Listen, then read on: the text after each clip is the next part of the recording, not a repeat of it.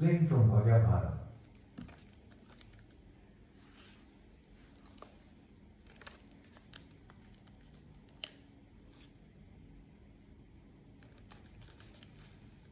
श्री शमीक जी। परम तपस्वी श्री शमीक जी वन में गौओं के साथ रहने के स्थान में बैठते थे और गौओं का दूध पीते समय बछड़ों के मुख से जो फेन निकलता था उसको पीकर निरंतर तप में निरत रहते थे। ये परम शांत, दांत, तितिक्षु और क्षमाशील संत थे। वन में शिकार खेलने के लिए गए हुए राजा परीक्षित भूख प्यास से व्याकुल होकर इनके आश्रम में आए, परंतु मौन व्रत लेकर समाधि में स्थित होने के कारण ऋषि द्वारा राजा का समुचित सत्कार न हुआ। क्षुधार्थ, तृषार्थ, अतः हत विवेक राजा परीक्षित मुनि की स्थिति को बिना समझे ईर्ष्या और क्रोध के वशीभूत हो धनुष की कोर से ऋषि के गले में मृतक सर्प को डालकर घर चले आए।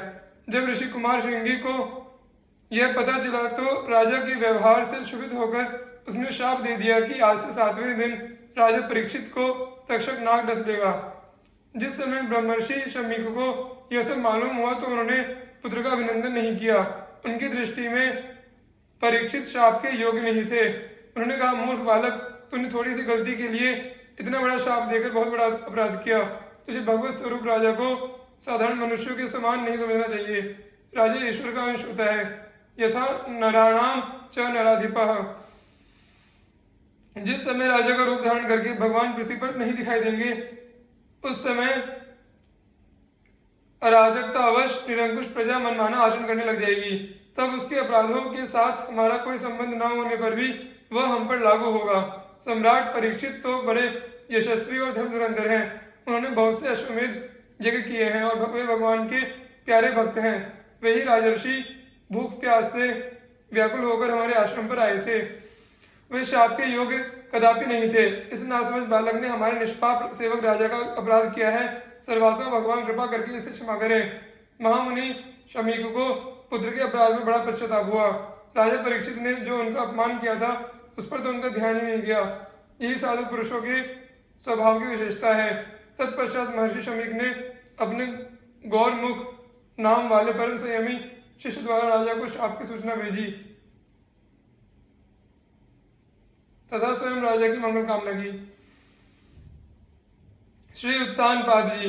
महाराज उत्तानपाद स्वयंभू मनु के ज्येष्ठ पुत्र थे। इनकी 2 रानियां थी, सुनीति और सुरुचि। परम भागवत ध्रुव इन्हीं महाराज उत्तानपाद के पुत्र थे। इनका विवरण छंद 9 में ध्रुव के प्रसंग में आया है। श्री याज्ञवल्क्य जी। ये ब्रह्मा जी के अवतार हैं। एक समय की बात है कि ब्रह्मा जी एक यज्ञ कर रहे थे। ब्रह्मा जी की पत्नी सावित्री जी को आने में देर हुई और शुभ मुहूर्त बीता जा रहा था। तब इंद्र ने एक गोप कन्या को लाकर कहा कि इसका पाणी ग्रहण कर यज्ञ आरंभ कीजिए, परंतु ब्रह्माणी न होने के कारण उसको ब्रह्मा ने गौ के मुख में प्रविष्ट कर योनि द्वारा निकालकर ब्रह्माणी बना लिया, क्योंकि ब्राह्मण का और गौ का कुल शास्त्र में एक माना गया है।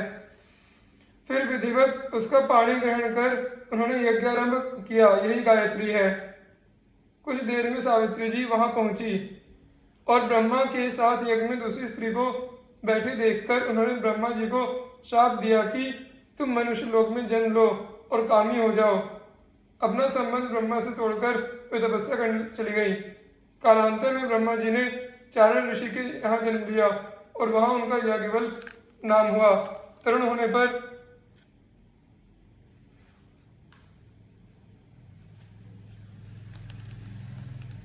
वे शापवशात अत्यंत कामी हुए, जिससे पिता ने उनको घर से निकाल दिया। पागल से लिखे भटकते हुए वे चमत्कारपुर में शाकल्य ऋषि के यहाँ पहुंचे और वहां उन्होंने वेदाध्ययन किया।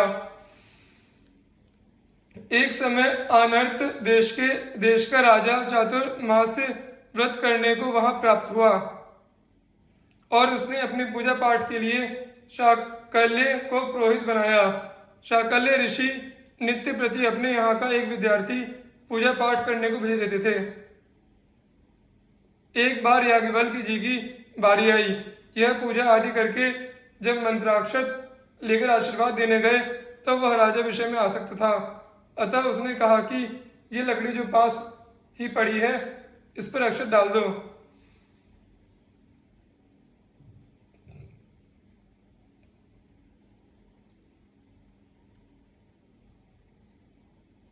याज्ञवल्क्य जी अपमान समझकर क्रोध में आशीर्वाद के मंत्राक्षत काष्ठ पर छोड़कर चले गए, दक्षिणा भी नहीं ली।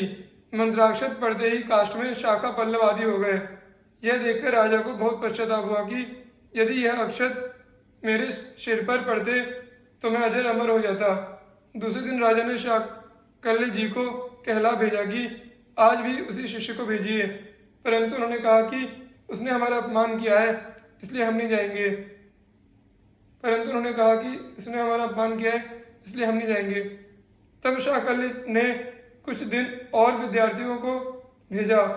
राजा विद्यार्थियों से दूसरे काष्ठ पर आशीर्वाद छुड़वा देता, परंतु किसी के मंत्राक्षत से काष्ठ हरा भरा न हुआ। यह देखकर राजा ने स्वयं जाकर आग्रह किया कि आप याज्ञवल्क्य को ही भेजें, परंतु इन्होंने साफ जवाब दे दिया। शाकल्य को इस पर क्रोध आ गया और उन्होंने कहा कि एकमप्यक्षरम यस्तु गुरु शिष्ये निवेदयेत् पृथिव्याम नास्ति तद्द्रव्यम यद् दत्त्वा चा नृणी भवेत्। स्कंद पुराण। अर्थात गुरु जो शिष्य को एक भी अक्षर प्रदान करता है, पृथ्वी में कोई ऐसा द्रव्य नहीं है जो शिष्य देकर उससे ऋण हो जाए। उत्तर में याज्ञवल्क्य जी ने कहा, गुरु रप्य वलिप्तस्य कार्यमजानतः उत्पथे वर्तमानस्य परित्यागो विधीयते। स्कंद पुराण। अर्थात जो गुरु अभिमानी हो, कार्य अकार्य क्या करना उचित है क्या नहीं को नहीं जानता हो, ऐसे दुराचारी चाहे वह गुरु ही क्यों ना हो, उसका परित्याग कर देना चाहिए। तुम हमारे गुरु नहीं, हम तुम्हें छोड़कर जाते हैं। यह सुनकर शाकल्य ने अपनी विद्या लौटा देने को कहा और अभिमंत्रित जल दिया कि इसे पीकर वमन कर दो। याज्ञवल्क्य जी ने वैसा ही किया। अन्न के साथ वह सब विद्या उगल दी। विद्या निकल जाने से वे मूढ़ बुद्धि हो गए। तब उन्होंने हाट के स्वर में जाकर सूर्य की 12 मूर्तियां स्थापित करके सूर्य की उपासना की। बहुत काल बीतने पर सूर्यदेव प्रकट हुए और वर मांगने को कहा। याज्ञवल्क्य जी ने प्रार्थना की कि मुझे चारों वेद सांगोपांग पढ़ा दीजिए। सूर्य ने कृपा करके उन्हें वह मंत्र बतलाया जिससे वे सूक्ष्म रूप धारण कर सकें और कहा कि तुम सूक्ष्म शरीर से मेरे रथ के घोड़े के कान में बैठ जाओ, मेरी कृपा से तुम्हें ताप न लगेगा। मैं वेद पढ़ाऊंगा, तुम बैठे बैठे सुनना। इस प्रकार याज्ञवल्क्य ने सूर्य से सांगोपांग चारों वेद पढ़ा। स्कंद पुराण। श्रीमद् भागवत में इनकी कथा इस प्रकार है। याज्ञवल्क्य जी ने ऋग्वेद संहिता वाष्कल मुनि से और वाष्कल ने पैल से सुनी। पैल ने श्री व्यास जी से पढ़ी थी। इसी प्रकार यजुर्वेद संहिता व्यास जी ने अपने शिष्य वैशंपायन जी से कही। वैशंपायन जी से याज्ञवल्क्य ने पढ़ी थी। एक बार वैशंपायन जी को ब्रह्म हत्या लगी। हत्या लगने का प्रसंग इस प्रकार से है कि एक बार समस्त ऋषियों ने किसी विषय के संबंध में विचार करने के लिए सुमेरु पर्वत पर एक सभा करने का निश्चय किया। उसमें यह नियम किया कि जो ऋषि उस सभा में सम्मिलित नहीं होगा उसको 7 दिन के लिए ब्रह्म हत्या लगेगी। उस दिन वैशंपायन जी के पिता का श्राद्ध था, इसलिए वे अपनी नित्य क्रिया के लिए अंधेरे में ही उठकर स्नान को जाने लगे तो एक बालक पर उनका पैर पड़ा और वह मर गया। इस बाल हत्या के शोक से वे सभा में न जा सके। इस प्रकार एक तो उन्हें बाल हत्या लगी, दूसरे ब्रह्म हत्या। इन्हीं दोनों हत्याओं के निवारणार्थ वैशंपायन जी ने अपने सब शिष्यों से प्रायश्चित करने को कहा। तब उनके शिष्य चरकाव व ध्वर्यु ने हत्या दूर करने वाले व्रत का आचरण किया।